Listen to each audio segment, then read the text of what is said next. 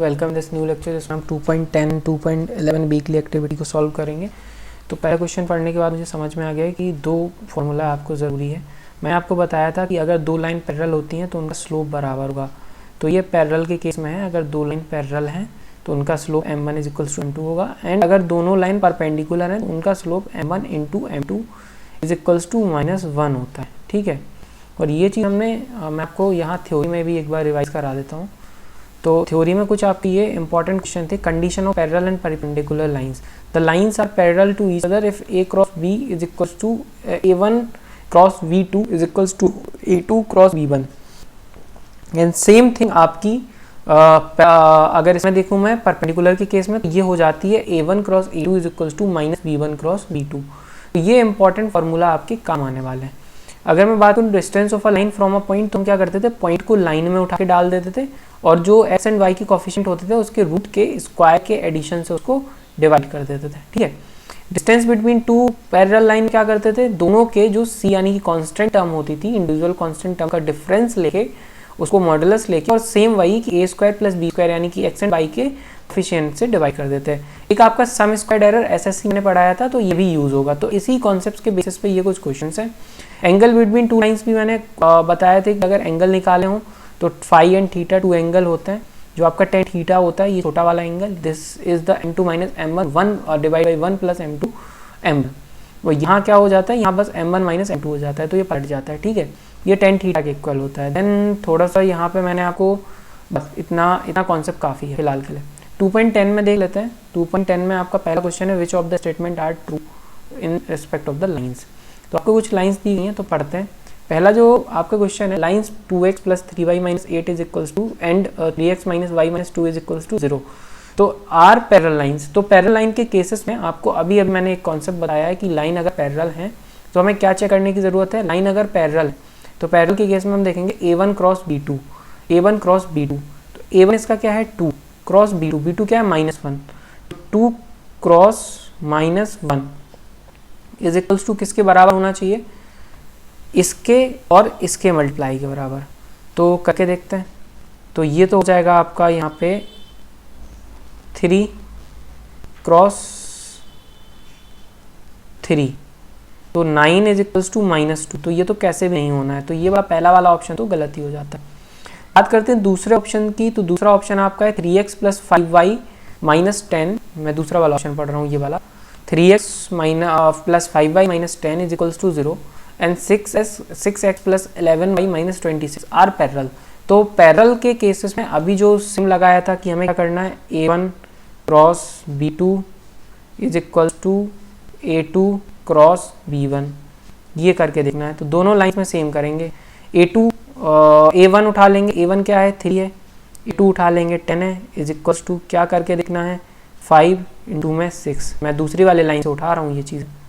ये क्या 30 = 30, तो ये वाला जो दूसरा वाला ऑप्शन है ये वाला ही तो सही हो गया। अब पढ़ते हैं नेक्स्ट ऑप्शन 6x + 8y - 20। अब ये परपेंडिकुलर का केस आ गया। तो परपेंडिकुलर के केस में आपको क्या देखना है, परपेंडिकुलर के केस में ये लिखा है आपका a1 cross a2 = -b1 cross. तो परपेंडिकुलर के केस में जो आपका फॉर्मूला है वो कुछ इस हिसाब से काम करता है, a1 cross a2 = b1 cross b2, और जो b1 क्रॉस b2 होगा वो माइनस में होगा। ठीक है, तो ये आपको अब तो इजी हो गया। 1-2 मैंने करके बता दिया, इन सारा में आप रख के देख लीजिए। ये ऑप्शन आपके ये सही आ रहे हैं, बस मैच करके देखना है। दैट इज टू इजी, कुछ ज़्यादा उसमें है नहीं करने को। ठीक है, नेक्स्ट अगर मैं बात करता हूँ नेक्स्ट क्वेश्चन की, तो give lines 4x + given line 4x + 2ky + 5 = 0 and 12x + 6y + 15 = 0 are parallel, find the value of k। पहले से बताया गया है कि ये पैरेलल है। तो पैरेलल के केस में क्या था, पैरेलल के केस में सिंपल आपको फॉर्मूला लगाना था, a1 है ये क्रॉस b2 है = b1 क्रॉस a2।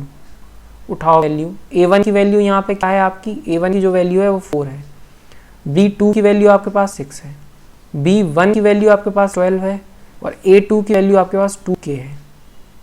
6 2 = 12, 2 2 = 4, 4 से ये आपका आएगा 4k यहाँ पे, देन k = 1। तो k की वैल्यू यहाँ पे 1 आ जाती है। ठीक है, तो ये हो चुके हैं।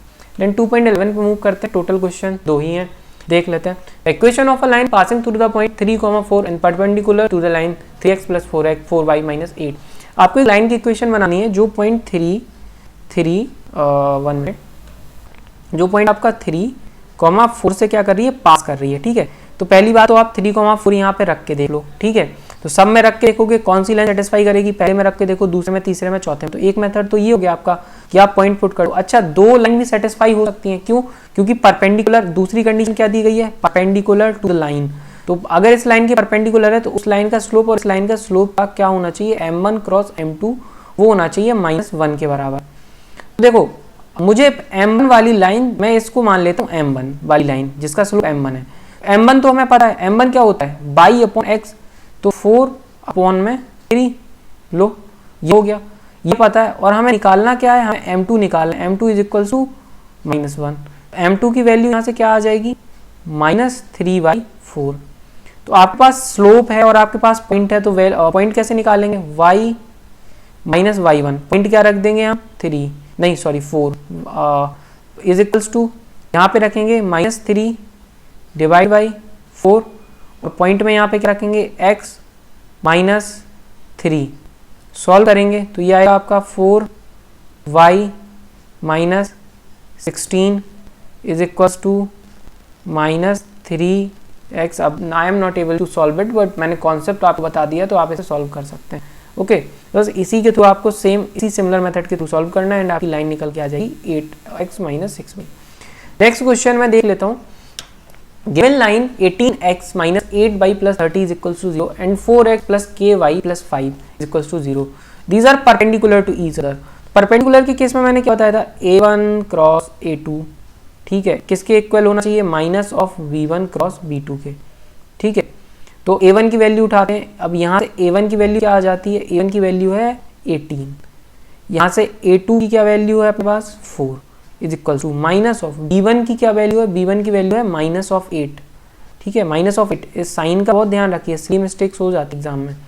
-8 क्रॉस लगाएंगे और इसके बाद k हमारा जो है वो है b2, k की वैल्यू निकालनी है।